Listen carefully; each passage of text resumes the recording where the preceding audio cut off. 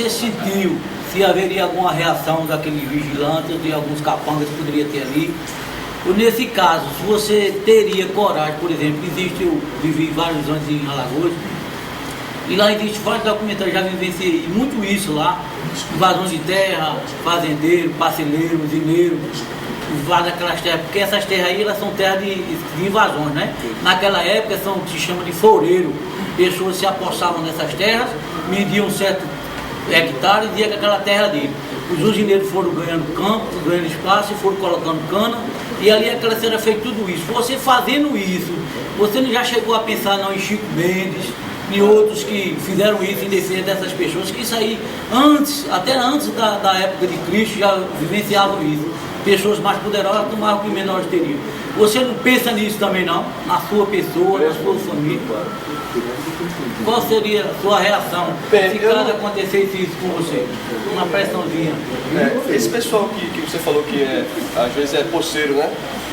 O caso dela é o seguinte, é uma coisa muito comum também aqui, que é as usinas antigamente, elas precisavam da mão de obra dos canavieiros e elas não queriam gastar com transporte, porque antigamente era caro você trazer o pessoal de longe, né?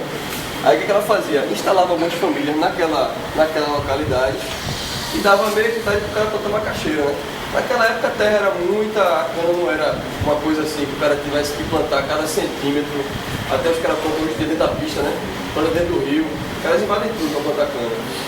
Mas assim, antigamente não tinha essa lógica tão complicada. Aí o que aconteceu? Com o tempo o pessoal começou a dizer, não, velho, eu preciso de terra para plantar. Então pegou os canavieiros que moravam do lado da cana, os caras saíam para cortar cana, voltavam para casa, ele tinha seu sítiozinho, sua galinhazinha, suas coisinhas, sua vaquinha, seu cabritinho e tal. E botaram o pessoal para morar longe. Hoje em dia qual é a lógica? Bota o pessoal para morar na periferia de São Lourenço da Mata e os caras continuam indo cortar cana lá. Os caras não têm mais a terra, receberam R$800 para sair de lá, já no esquema de um advogado que a empresa botou para poder fazer de conta que era advogado da galera. Uma máfia muito sacana. E ainda pegou e bota esse pessoal para trabalhar quando estão trabalhando com a empresa. Então assim, a relação mudou. No caso dela, ela não é uma poceira, ela não invadiu a terra da usina, sabe? Ela foi convidada a morar lá quando ela ainda era criança, né? O pai dela foi chamado para morar lá. Então assim, ela mora há 40 anos porque a usina permitia que ela morasse lá.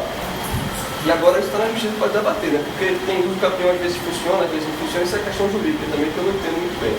Mas não é bem uma invasão, sabe? É uma posse diferente. Em relação ao que você falou, eu fico preocupado sim, eu acho que, não sei se tem alguém que diga que não tem medo, né? Eu tenho medo sim, é um tipo de trabalho que a gente faz por opção, né? Eu não sou obrigado a fazer isso, eu posso fazer tudo outra coisa. E às vezes faço filme também de outras coisas, mas são escolhas que a gente tem que fazer. A gente sabe que está correndo risco na vida mesmo, né? Infelizmente, ainda mais nesse país que a gente mora, a gente tem uma série de riscos que a gente está correndo por estar nesse país mesmo. Então, é uma escolha de vida minha e não só minha, né? Das pessoas que vão comigo. Eu, no caso, apareço mais porque sou eu que dirigi e eu que chamei as pessoas para fazer. Naquele momento que o cara chegou, vocês viram que ele estava armado, né? O segundo cidadão, né? O já estava armado, o segundo veio com uma pistola aqui embaixo da camisa, né? Ele puxa aqui e tal, ele faz um H menor para fica com a mão assim no bolso para não aparentar que está com a arma, mas ele está armado, aquele cidadão. E ele, inclusive, é o cara que ela falou que botou a 12 em cima dela. Só que ela, na confusão, ela não reconheceu que era ele, porque o cara estava mais gordo, tinha passado muitos anos. Quando ela fala, Ederaldo botou uma 12 em cima de mim, ele puxa aqui e olha assim pro lado, para olhar os amigos dele que estão lá, os outros vigilantes, né? Ele fica assim com medo que ela reconhecesse, né? O cara e desse uma merda lá. Eu fiquei muito temeroso, inclusive por conta da equipe, né? Porque você convida as pessoas para fazer um trabalho. E aí, Deus no livro, acontece um problema, né? Isso seria uma coisa trágica para todo mundo. Eu não tenho vontade de ser herói não, sabe, velho? Não é minha. Eu não tô afim de morrer herói não. Eu prefiro estar vivo e estar podendo participar das coisas, viver, né? As coisas boas e tal. E aí a gente tenta jogar o jogo. Como é que é o jogo? Se eu fizer uma história, se eu for sem câmera para um lugar desse e for querer peitar a galera, botar moral em ser grosso e tal, o que vai acontecer comigo eu sei o que é, né? Se eu também for morar num lugar também que eu fique a mercê e tal, mais a mercê, também é bronco. Eu quero morar na cidade onde o cara tá podendo ser visualizado, né? Fácil de pegar. Quanto mais o cara numa zona rural. Então, a gente tem alguns cuidados para poder lidar com isso. E acho que uma estratégia também é a visibilidade, né? Eu acho que para a Dona Francisca também não foi uma coisa fácil, assim, dizer, pô, e aí, vou botar esse filme para ser divulgado ou não? Porque assim, beleza, eu volto para casa, em Recife, que não é um lugar tranquilo, mas é um lugar mais tranquilo, mas é a galera que fica lá. Então assim, foi uma decisão que eu tomei com ela, e que a gente também pensou, né? Tipo, era bom que esse filme tivesse uma grande visibilidade, porque quando também a visibilidade é grande, às vezes protege, né?